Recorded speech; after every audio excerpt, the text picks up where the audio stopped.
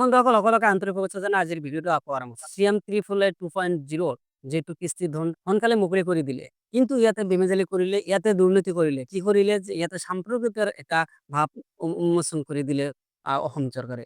ধুবুৰী সমষ্টিৰ পৰা চিএম ত্ৰিপলৰ যিমানখিনি চিলেকশ্যন হৈছে সকলোখিনি হিন্দু, সকলোখিনি ব্লেক ধৰ্মৰ মানুহ। ইয়াতে মাইনৰিটি, মুছলমান মাইনৰিটি কোনো ধৰণৰ এজনৰো নাম নাই বুলি উল্লেখ আছে।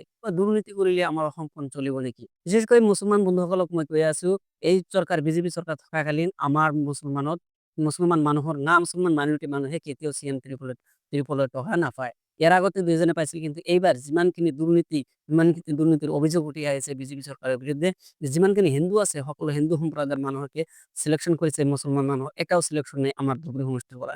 বন্ধুসকল, যিমানখিনি মানুহে চিএম ত্ৰিপলে 2.0 এপ্লাই কৰিছে মুছলমান মানুহখিনি সকলোৱে ৰাখাটো বাদ দিয়ক, কিয়নো আপোনালোকে কেতিয়া চিলেকশ্যন নহয়।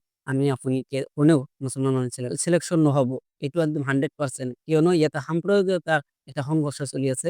অকল হিন্দু মানুহকে চিলেকশ্যন কৰা এটা মন মজিয়া গঢ়ি তুলিছে অসম চৰকাৰে। এই দুৰ্নীতিগ্ৰস্ত, এই সাম্প্ৰদায়িকতাগ্ৰস্ত আৰজেডি চৰকাৰৰ দিনত আজি হিন্দু মুছলমানৰ বিবাদ হৈ আছে।